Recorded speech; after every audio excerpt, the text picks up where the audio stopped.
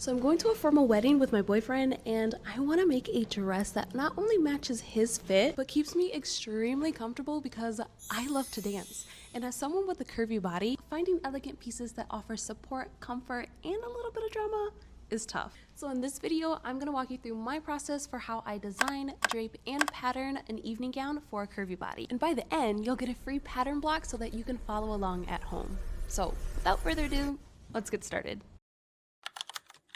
When it comes to good design, I think aesthetics is important, but to me, functionality surpasses everything. So when it comes to making this formal gown, I'm gonna keep these three things in mind. The first is giving the girls as much support as possible. Strapless is cute, but the weight of a heavy chest moving around all night is not ideal. So I'm gonna make sure I incorporate some kind of strap or sleeve. I also wanna make sure I incorporate some kind of built-in corset. When made correctly, they can provide so much back and bust support, and that is a huge must. But adding a corset can also be for looks, and I'm taking this into account because so many photos are taken at weddings. So the second thing I really want this dress to be is extremely flattering and camera friendly. Having a silhouette that highlights my curvy figure is a huge necessity for me. A cinched waist and a flared hip is ideal because I am top and bottom heavy, so a nice focal point in the center usually balances me out. I also like the idea because flared skirts just mean more room to dance, and a structured bodice means better posture, which is so good for photos and also my spine. But lastly, I want to coordinate with my boyfriend, so I want to keep in mind a good color that complements the both of us. Originally, I thought I was going to do this fun celery color because he was going to wear this really nice gray suit, but then he told me he was going to swap out all of the brown accessories for black ones, and then I was like, yeah, that's not going to work.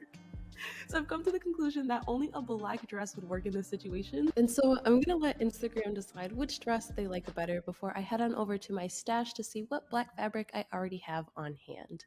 And I think we lucked out because I have quite a bit of fabric left over from a fashion show I did last year, and I think this poly satin would be the perfect foundation to drape some structured silhouettes.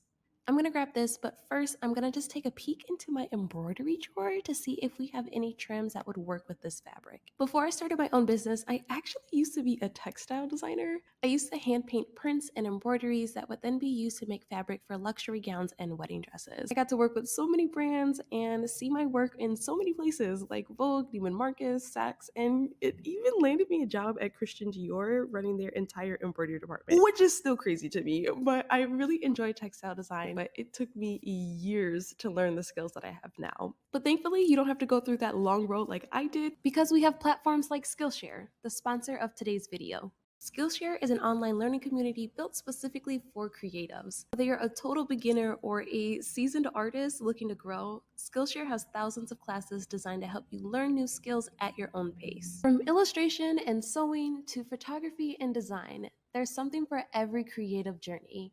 One of my favorite classes is Advanced Techniques in Surface Pattern Design with Bonnie Christine. As someone who used to design textiles professionally, I can confidently say that this class does an amazing job at breaking down complex techniques into simple, digestible steps. Whether you want to make money from your creativity or just want to learn new things, this class is a great place to start. The first 500 people to use the link in the description or scan the QR code will get a free 1-month trial of Skillshare.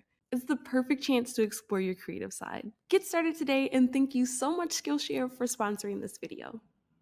Now that we have the fabric and a few sketches in mind, I'm gonna check my poll that I put on Instagram to see what design everyone is liking. I was leaning more towards the floor length gown because I already made a cute flared cocktail dress for Valentine's Day earlier this year, but let's see what everyone's thinking. And oh man, yeah, 80% of you guys said the floor length, so we're gonna go with that one. I'm going to use my industry standard dress form today rather than the one I made because my body is a little bit smaller and a lot less bloated than when I made it. But I think I'm still going to add these padded bust forms so that I can get a little bit closer to my proportions. I have a full tutorial on how I made both of these if you want to check them out, so I'll link them somewhere on the screen, but now it's time to drape. My college professors would kill me if they saw me do what I'm about to show you, but I'm an adult and I can do whatever the heck I want.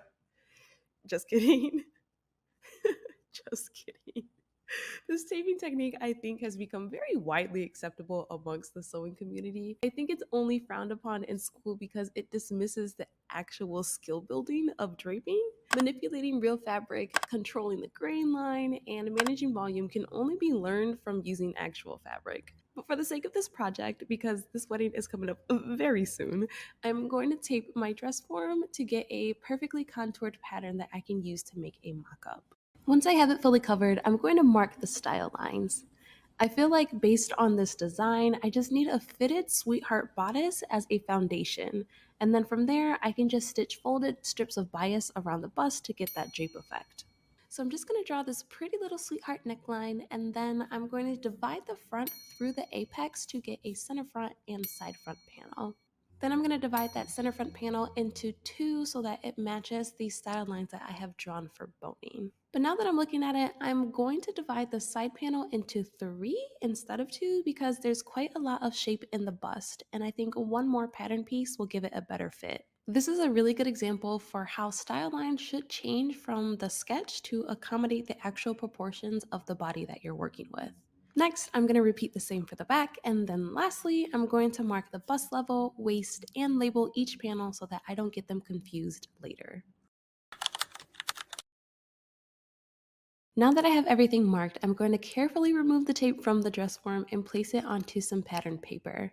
I'm just using craft paper from Home Depot I found in the paint section, but you can use literally anything you have handy around the house. Now, if you're doing this traditionally, I would double check that all of your seams are the same length before adding your seam allowance and cutting out so that you can use it as a pattern.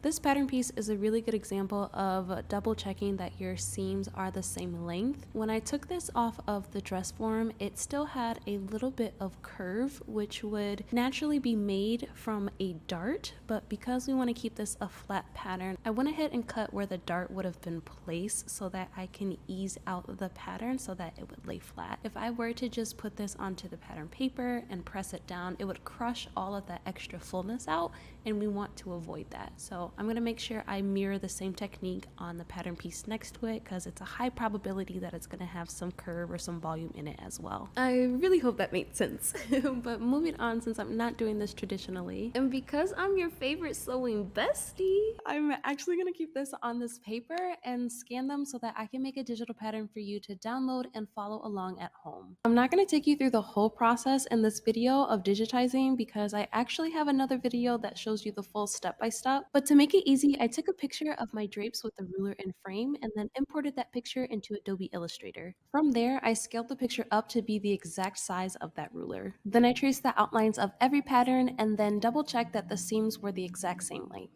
Lastly, I went ahead and added all the seam allowance and labels. As promised, I am sharing these patterns with you completely for free because I know how hard it is to find patterns that actually work for your body type. In the free downloadable, I am including 4 patterns. The first 2 include seam allowance, so if you are close to a US 14, you can go straight to printing. I will have a home file, and then I will also have a large format file so that you can send it off to a local print shop. The other 2 I'm going to keep as a pattern block, which means there will be no seam allowance. And this is really good if you do not have measurements close to a US 14. You can cut them out as is and use them as a template to add and or subtract from your actual measurements. But this is something that I'm going to show you how to do in the next video, so stay tuned for that. But thank you so much for watching, and I love you lots, and I will see you in the next one. Happy sewing!